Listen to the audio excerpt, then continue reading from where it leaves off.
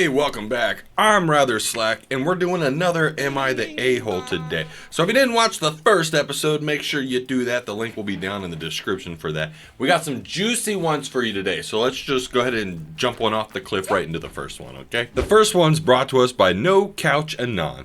Am I the a-hole for making my cousin's pregnant girlfriend sleep on the couch over Thanksgiving? Well, based off of the title, I feel like usually pregnant women they trump everything, right? So, I don't know. At least it's not the floor.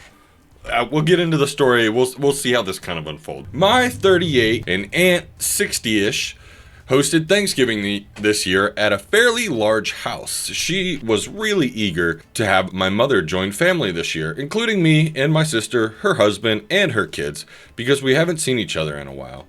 She was insistent that we all stay at her house so we could spend more time with each other. Alright, so far it seems pretty wholeheartedly. Is that right? Is that the right phrase? I don't know, but it's wholesome. It's good so far. Before I agreed to go, I confirmed with her that I would be able to sleep in a bed in a room with a door that closes. I'm okay with sharing a bed or a room, but I need an actual bed or a room. I'm the only one of my siblings or cousin who is single or childless/child-free. Because of this, historically, I've been relegated to the living room couch or floor during holidays. It has always sucked. I am overweight, so I wake up with back pain. I have had air mattresses deflate on me overnight due to a hole. I can't fall asleep until the younger adult family members finish hanging out at 1 a.m. And then I get woken up at 6 a.m. by someone making coffee. People keep on moving my luggage. I only get a couple hours of bad sleep, and then I wake up in pain. I have pledged to myself that if I wasn't able to get a real bed in an actual room, that I would get a hotel room. I get wanting an actual room. I don't know how many years they've been doing this, but if this is like many years, I totally get wanting your own room. Or at least a bed, nonetheless. Especially if you have back pain. I've also slept on the floor, and I didn't think it was that bad personally, but everyone's different, so you never know. We're obviously not all the same. Thanksgiving week arrives, and I'm pleasantly surprised that I was assigned a room and a queen bed to myself. Hell yeah, very nice. All of the adults had beds they shared with their significant others. It was great for the first night. They got one good night's sleep, but it doesn't sound like it's going to continue that way. But the day before Thanksgiving, my cousin, 35 male, arrives with his girlfriend, 28 female, who is 6 months pregnant as a surprise. He had originally told my aunt he wasn't going to be able to make it because of work, but he just wanted to surprise her. But now, there isn't enough beds for everyone. My mother said that I could give up my bed to the couple and sleep on the air mattress in the den, but my aunt insisted I stay in my room. My cousin ended up on the couch and his girlfriend on an air mattress. My mother is now lecturing me about being a bad guest. She thinks I should have insisted that my cousin and his girlfriend take the bed, especially because she is pregnant. Am I the a-hole? Edit: to answer the question of why my mother couldn't give up her bed and sleep on the couch, she was sharing her bed with my father and they were both in their late 60s. I mean, I get not making the grandparents or parents give up their beds because, Hello, darkness, my old... I might go against the grain here. I get how he feels and having back pain and all that stuff, but you said you were willing to get a hotel as well. You knew the situation that you were walking into and you had a plan to get a hotel. It was nice that you ended up getting a room, but you weren't really even expecting it in the first place. I feel like if it was just him and his girlfriend and she wasn't pregnant, then by all means, I feel like you should get to keep the room. But granted that it's a pregnant woman, I don't know how far along she is, so that's also kind of something else to take into consideration. If she's been pregnant for 3 weeks, who is 6 months pregnant, that's right. You're fired! Well shit, never mind, you should probably give up the air mattress. I'm gonna be honest, I would give up the air mattress. It's a quick Thanksgiving thing, I don't know. In my opinion, I feel like you're always supposed to give it up to the lady, especially if they're pregnant, man. I'm gonna say you're the asshole. To be honest, I'm gonna say you're the asshole. I'm slapping you with the asshole label. I'm sorry. I don't think you're a big asshole. You're not a huge girthy one or nothing. You're just kind of a little bit of a booty hole, man. It's just, I get how you feel, but she's pregnant, man. She's 6 months along. She's more than 50% of the way there. I think you should have given it up personally. That's my 2 cents.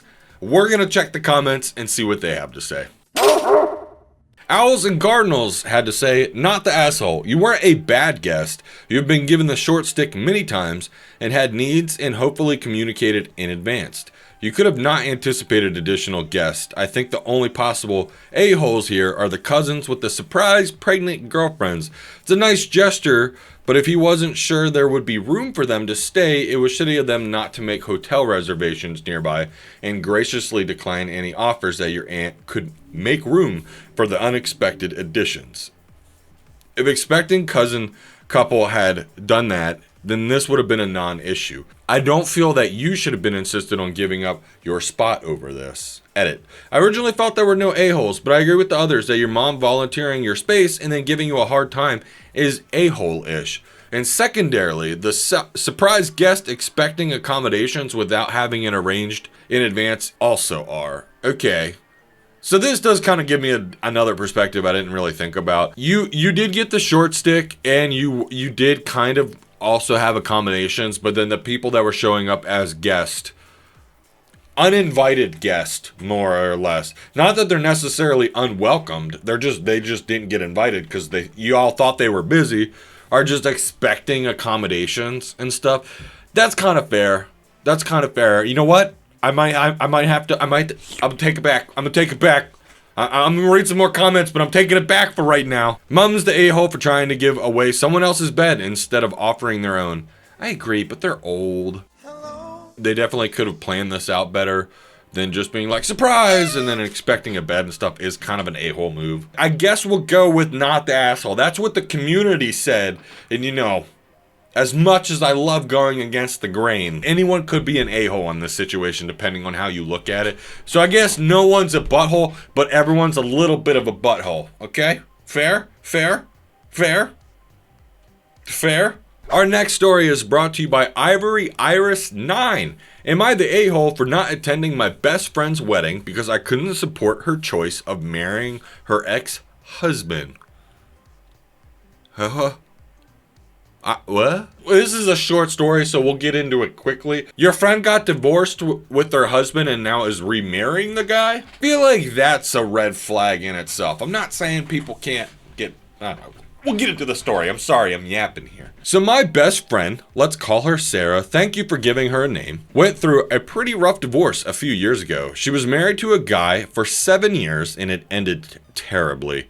They were separated for a while, but just recently, they decided to get back together. Now she's planning to marry him again, and she's invited me to the wedding. I know Sarah's decision to reconcile is her choice, but I can't shake off the bad memories of how he treated her. Feels like a huge step backwards, and I just don't feel comfortable supporting this. I've told her I won't attend the wedding, and now she's really hurt, saying I'm not supporting her and our friendship might be on the line.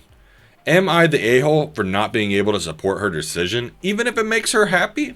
Before I check the comments, I gotta try to formulate at least an original thought of my own, okay? If you're uncomfortable in a situation, then you shouldn't be forced to be a part of that situation by any means. I think that's kind of just as clear-cut as it can be for most things. If you're not comfortable, you shouldn't be forced to be there. There's a lot of missing context here. This one's very short. I don't know how he treated her. I'm not saying verbal abuse or any type of that is acceptable. Define, like, how he treated her or the bad memories. That's so open-ended and vague. I really don't know what that could mean. Because some people could just be like, well, he was hangry one day and was kind of being a little bit of a dick because he hadn't eaten all day.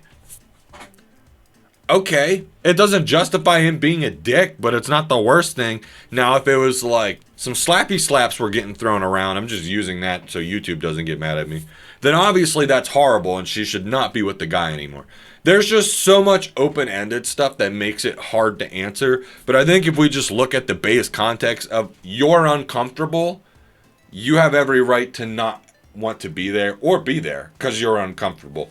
Now, in rare circumstances, it might be a requirement, and this is not one of them. So you're getting it, bam, not the asshole. You're clear, Ivory. I don't think you did anything wrong. I totally sucks that it might put your friendship on the line. Feels like that might be something that continues on. Maybe he's changed face and he's a better guy now. And then everything can kind of reconcile by itself just passively because everyone can just get along. But if he's still kind of a butthole, then this is probably going to be a problem that persists past them getting remarried a second time, right? That's what I would think anyway. But we'll go down to the comments. We'll see what everyone else has to say. Alright, first one's by Thortok2000. He's a colorectal surgeon. I don't know what that means, but there's been some, what is this, little metal tag, whatever, that some people have had, and they've been glorious. I just don't feel comfortable supporting this, saying I'm not supporting her. She's right, you're not, because you're not comfortable doing so. You are setting a boundary, and friends respect boundaries. If she can't respect your boundary, she's not a friend. That said, if it's risking your friendship, I would definitely evaluate your stated boundary closely and make sure it is absolutely is how you feel, exactly and unequivocally. If there's any potential details from her point of view that could be provided that could change your mind, then I'd ascertain that said details are non-existent before drawing the line in the sand. Man, goddamn. Good with words, man. I wish I could talk in sentences that sounded smart. If you're setting boundaries, your friends definitely should be able to respect that. And if they're not, then they don't really respect you in the first place if they're just going to kind of walk all over that line. In the last sentence from Thortok is kind of what I was going with, where there's a little bit of missing context. If there's extra details that could help validate that he's matured or grown or changed a bit, then cool. Or has, seeked ways of bettering himself in whatever way that might be that pertains to this. I think you're not the asshole. On to the next one. Brought to you by Boring B4439. Am I the a-hole to tell my brother to get a effing job? Probably not. But we'll read it, and then I guess we'll make a decision here. I, 35, live in a family-owned house with my brother, 41, my mother, 62, and my daughter, 2. For the last decade, my brother has been in a cycle of being employed briefly, finding reasons to hate everyone he works with, losing his job, and spending months calling my mom and I names if either of us brings up getting a job. You're a effing C-word type of stuff. I effing hate you. You're a effing B-word. Oh God, this guy's really going at it. Etc. Long, drawn-out tirades that will last days of him throwing fits and calling names, slamming doors, and refusing to discuss anything rationally. He won't contribute to bills, he won't contribute to groceries, he doesn't do his own dishes, and half the time, he throws out his garbage down on the counter or floor instead of throwing it out in the trash. He just wants to be in his room on his Xbox. I mean, that sounds like me when I was like 9. My mom doesn't like how he acts, but if I ever push back against him, she expresses very firmly that I'm wrong to do so. Because if I would just be quiet and not set him off, it would be better. Because I know when I say something that he's going to fly off the handle, and I need to keep the peace. She also says what he's doing is an abuse. Recently, my brother threw a fit because I wanted pie and it had sugar in it. He doesn't eat sugar anymore. It turned into days of him yelling, slamming doors, and then giving the silent treatment because no one ever thinks of him. Now, on that same day, my mother also made homemade chicken pot pie, a creamy sort of biscuits and gravy dish. I love chicken pot pie, by the way. Sorry, I'm interjecting in the story here. Chicken pot pie, pretty good stuff. And there was roast and veggies in the fridge from the day before. There were apples, oranges, and bananas. There were even potato chips. He was not deprived. I even buy him his own tin of coffee every week. I buy myself a single tin and make it last between the 2 weeks between my paychecks. Sorry there, I struggled for a second. The day after the pie, I was in the kitchen making my morning coffee. When he came through, slamming doors and giving the silent treatment, I finally snapped. I said that he's a 41-year-old man, and that I have to take care of everything else for him, and that I shouldn't be responsible for his snacks too. I'm allowed to have a pie from ingredients I bought with the money I worked for. I also snapped he needs to get a effing job so he can buy his own shit and contribute. He and my mother are saying I emasculated him and that I can't say stuff like that to a man.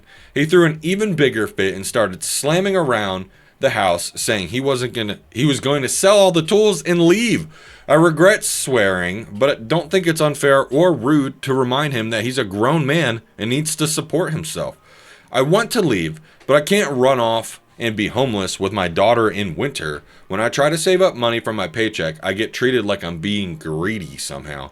I'm barely surviving financially. I'm breaking down physically and emotionally, and I'm starting to think I'm the a-hole. There's definitely a lot of information here. I do want to see what the comments have to say, if they have much to add to this. I've heard some like similar aspects in other people's lives, or have seen it in other people's lives that I do know in real life. I'm just curious what other people's thoughts are before I give my own. By Fabulous Shallot 1413. Your mother is the problem. Let me repeat, your mother is the problem. Until she steps up as a mom of 42-year-old grown-ass adult, nothing will change. He throws tantrums. She does nothing and learns that all he has to do is throw a tantrum and get his way.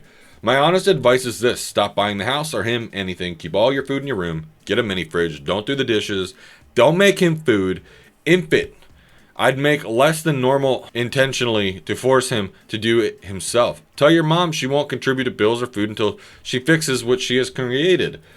Ask her, if you met him as a single lady, would you date him? Would you be with a 41-year-old child that makes up every excuse to not be an adult? What happens when you die? Do you think he will pay for the house? I sure won't. So there was a response by Benji Cat. Never give an ultimatum that could render you homeless until you're prepared to be homeless. And the original poster literally said that they are not prepared to be homeless. Unfortunately, it is the mother's house and she makes the rules, and the OP can get completely screwed over if she kicks up a fight and her mother in response throws her out. It's better to save quietly and leave as soon as possible. Given an ultimatum, they are not prepared to suffer through the consequences of when it fails. So I do agree with Benji Cat as well. I do agree with Fabulous as well. The tantrums, and then the kind of manipulation, saying that like she's being greedy when she tries to keep any money from her paycheck and stuff. I do consider that very much like manipulative kind of mental abuse or whatever. It doesn't feel right to me the way that he's acting, especially being that age. Now, I don't know if he has any other kind of issues that, might contribute to acting that way. She has a 2-year-old daughter. From what it sounds like, if he's the only one not contributing in the household, why is he there? The mom is totally enabling all this behavior. He should not be acting this way. And he is just being allowed to get away with it. Now, the mom being 62 is kind of sucks, because being a 41-year-old person, I don't care who you are, but I feel like you're pretty cemented in your ways, so it's going to be hard to grow as a person and change, especially when this is what you're used to. Honestly, I don't think you're an asshole. I'm giving you it. You're not the asshole. All you said was you may have been a butthole saying how you said it, just like yelling, being like, get an effing job, you lazy piece of shit, whatever. You're not wrong. And if he hasn't contributed to the house, and if this is something that's an issue every other month, so to speak, then it's causing you stress. It's going to cause stress on you, your mom, and your child, unfortunately. So I don't think you're the asshole. I think you're calling him out on his shit. Hopefully he gets his shit together, but being 41, it's kind of hard to say. So you're in the clear in my book. Oh, I hit my finger. My finger's hurt. I cut it bad at work. Anyway, you're clear in my book. The next one is brought to you by Vamip89. I think that's how you pronounce it. Am I the a-hole for refusing to buy a black coat for a funeral when my dark gray one is the one I always wear for these occasions? There's traditions around funerals.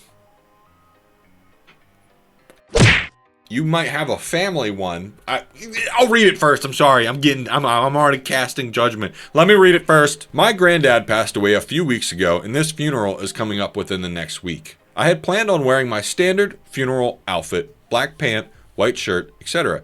However, I had a phone call with my dad, and he was asking what I was planning on wearing. So I told him, and he said, "Are you planning on wearing that gray coat?"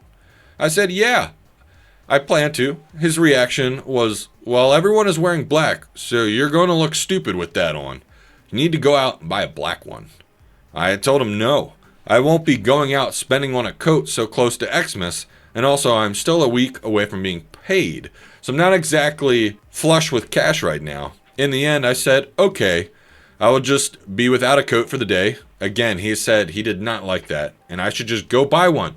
I can get a decent one for around 40 to 50, I think that's euros, I'm not sure. Again, told him I can't afford that. He then called me selfish and put the phone down on me. I've not heard from him since. There's been an update. Thank you all for the responses. I'm trying my best to reply to as many as I can. About 30 minutes after posting this, my dad randomly turned up at my house and broke down crying, saying he was sorry for the way he acted and I can wear whatever I want to. We had a brew together and a chat about everything, and he just left. So it seems the issue resolved itself. Well, it's not resolved because I got to get my input. Grandma Patty 64. First of all, look at your coat over with a critical eye. See if there's ratty edges, if it's starting to show wear or anything, something you may not have noticed over time. Barring that, you are not doing anything wrong wearing a gray coat to a funeral. As someone else said, call your dad and ask him if he wants to pay for a new black coat for you. If he says no, you could say, well, that you can't. You should understand why I can't. I'm not coming for a fashion show. I'm coming to pay my respects to my grandfather. Edited to add, if you feel the need to get a new coat, if you do find that yours isn't as good a shape as you thought, try thrift stores. I don't know if you have Goodwill stores, blah, blah, blah, blah, blah. Yeah, that's some good advice at the end. Check out local thrift stores and stuff like that. Obviously, you don't want to wear ratty clothes to a funeral. It is, I kind of understand it too, if you just don't have the money and you really can't afford it. That's fine. I also totally think it's acceptable to ask your dad to purchase a black coat. If you can't afford it and he wants you to have a black coat, then I think it's okay to ask him. If he says no, then like Grandma said here, you can ask, you can do what you can do, but at the end of the day, you can only do what you can do. Banana Hammer Redo? Are you going to be a pallbearer? If so, and everyone else is in black, it may look a bit off. However, it's just as possible not everyone else is going to be wearing solid black. If you are going to be a pallbearer, it would be worth reaching out to the others to see what they're wearing. Otherwise, your dad is just super old-fashioned and is trying to control something that's none of his business. He's also grieving, so there's that. There's different accepted things, obviously, everywhere. Everyone has their different kind of like funeral cultures or whatever that they do. That's been something that has grown and evolved over time also. So maybe I'm just being old-timey with it too, and it really isn't a big deal. But I think it's definitely worth reaching out to other people, you know, maybe not just your dad, and seeing what they have to do, just to make sure it's all like cohesive. I know that a comment back to Banana is out of place for what? No one's taking pictures. Anyone is so focused on a gray coat, that's on them. I do agree with that. Generally, there aren't photos at a funeral, as far as I'm aware. I've seen some though, but I don't think that's a normal thing. It's a tough emotional situation, so I don't think anyone's in the asshole here. I think it's just heightened emotional moments, but everyone came through in the end. And you'll probably get to wear your gray jacket, so no harm, no foul, right? Obviously, the situation is awful, but you know, unfortunately, death happens. Not me though. Not me. Gonna live forever. I'm dying. Help me. Not the asshole. I think everyone's fine here. I don't know what label I have for that because I don't think I have one.